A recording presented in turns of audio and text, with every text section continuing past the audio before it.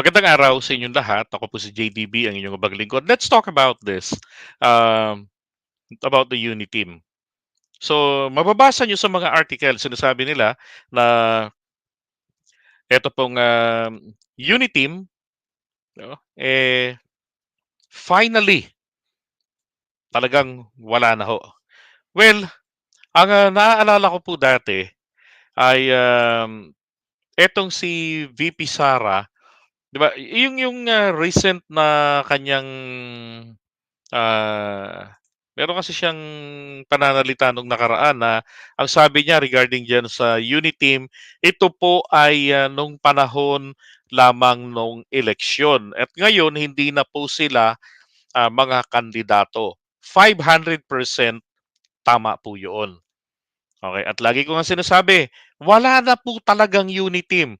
Sinasabi ko 'yan May pa lamang bago pa umupo sila sa puwesto.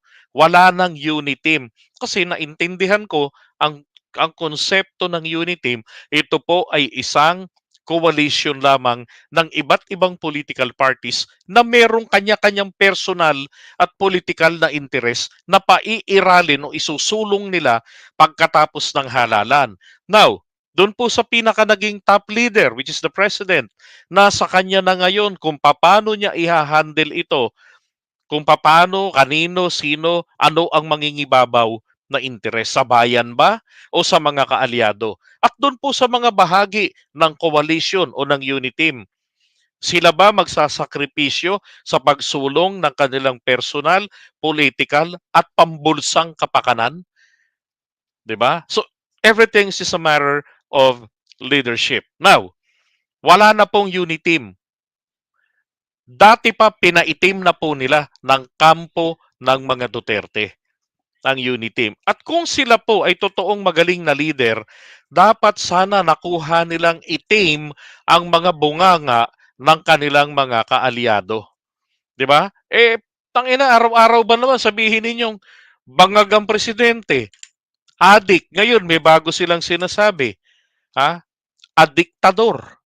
'Di ba? Tapos ito, sina BP Sara, wala po silang salita. Siya'y bahagi. Ang tatay niya, bahagi po ng kademonyohan yun. Yung PDP laban na partido nila at ngayon ay civilian na lang. So naiintindihan natin kung mambuska yun. Civilian na eh. Pero dapat nga namamahinga na, di ba? Dahil ang dating presidente, lahat sila, dapat pagkatapos ng kanilang trabaho sa pagkapangulo, ay maging po silang inspirasyon ng sambayanang Pilipino at ng mga political leaders.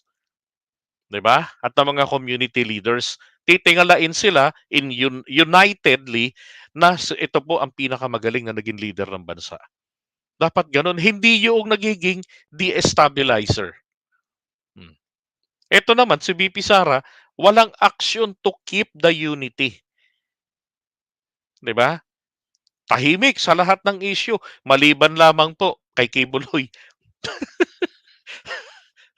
So, yung unity po, matagal nang wala yan, matagal nang umitim yan. At ang ipinanawagan ng Pangulo ho po ng Pangulong Marcos, maging nung campaign period, hindi po unity, hindi po kasali ang taong bayan diyan. Hanggang eleksyon lang tayo. Ang pinanawagan niya ho palagi na nasasaksihan natin ay pagkakaisa, unity amongst the Filipino people. Unity po, pagkakaisa. Bakit? Kung meron tayong pagkakaisa, natural, meron tayong disiplina, 'di ba? Ano bang inaano ng disiplina? Kailangan natin para po sa pag-unlad ng Pilipinas. Hmm. Ang mga mamamayan na may disiplina, may paggalang sa Diyos, may paggalang sa kapwa-tao, may paggalang sa batas, 'di ba? Hindi mamamatay tao, hindi magnanakaw. Oh, 'di ba? Langiya nagkaletse-letse itong mga 'to dahil lamang po sa hindi tumakbong presidente.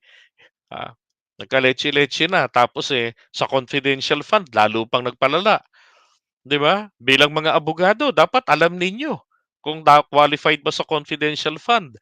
Masuwerte nang napagbigyan nung una. Kaya lang mabilisang nawaldas ang pera.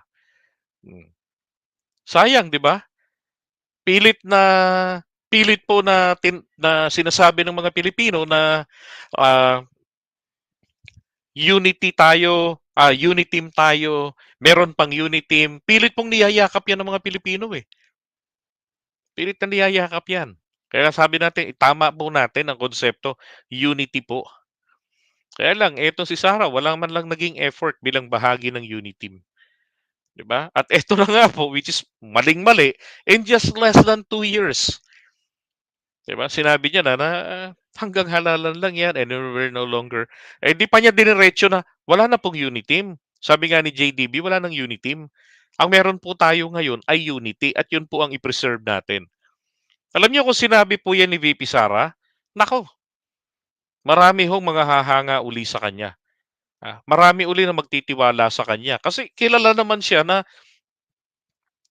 tumataliwas sa mga sinasabi ng tatay niya. Maging yung mga pagbanat nito kay Marcos, kay PBBM, mga hindi rin niya nagugustuhan, sinasabi niya rin lately, 'di ba? Kaya lang, kailangan po kung ikaw ay isang leader, talagang hindi ka mamamangka sa dalawang ilog na, titignan mo ano ang mararamdaman ng ganito, ng mga Digonians, ano maramdaman ng mga loyalista o ng mga pro-government. Hindi, take one side.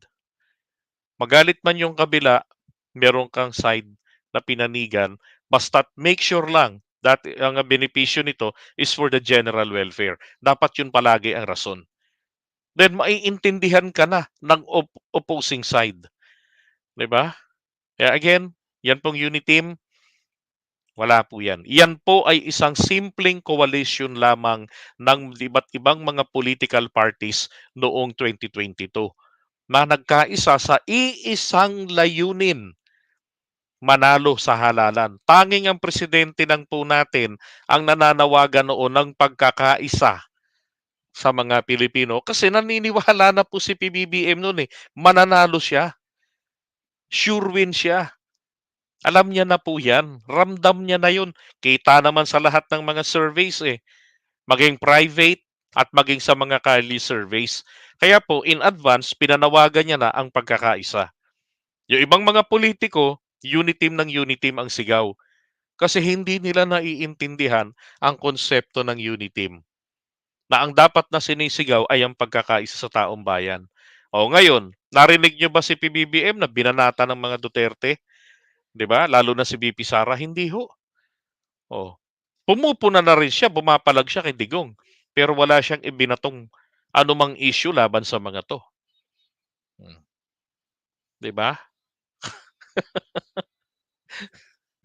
Ay nako, kaya good luck na lamang po diyan sa kanilang inginangaw-ngaw na ngayon wala ng uniteam. Anong mangyayari ngayon? Paiitimin na po nila, ah, ang Pilipinas. Pero babantayan po natin 'yan. 'Di natin papayagan na magtagumpay ang mga kampo ng dilim. Walang iya, kami pa naging kampo ng dilim. Nagtatanong lang naman kami, bakit nandun sa Pogo ang tauhan mo?